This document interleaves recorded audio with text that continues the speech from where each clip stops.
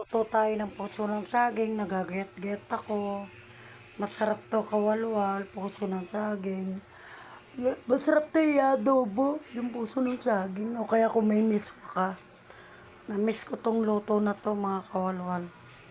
Napakasarap yan, nagigisa na ako ng pork.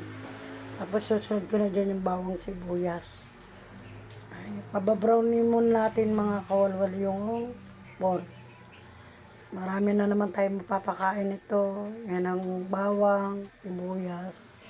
Yan, naglagay na tayo dyan mga kawalwal. Kaya patuloy lang ang paghalo para mag-brown siya yan. Lagay ko rin puso ng saging. Pag nag-aano palaki puso saging, ano siya, pipigaan nyo pa yan. Ugasan nyo pa maigi para mawala yung dakta. Tapos lalagyan nyo ng toyo, asin yan. Luluto tayo ng giniling na may patatas.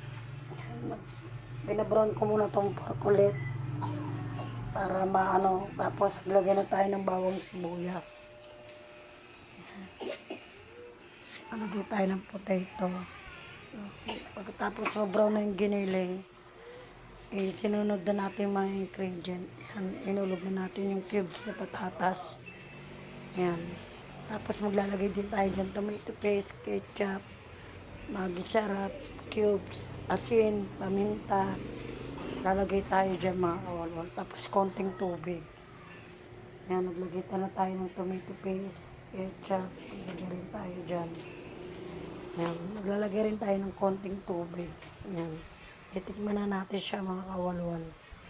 Napakasarap nito, patatas na may giniling. Ang sarap. Kaya mapaparami na naman tayo ng laban ng kain na to. Yan. Maraming salamat sa panonood nyo. Malaking tulong to sa amin. Thank you.